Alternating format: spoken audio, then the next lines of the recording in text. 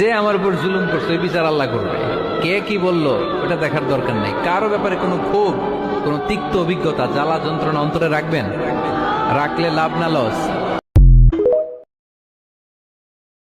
তুই যে আমার সোনামণি, তুই আদরের ধন, তোর জন্য রইল আমার সারা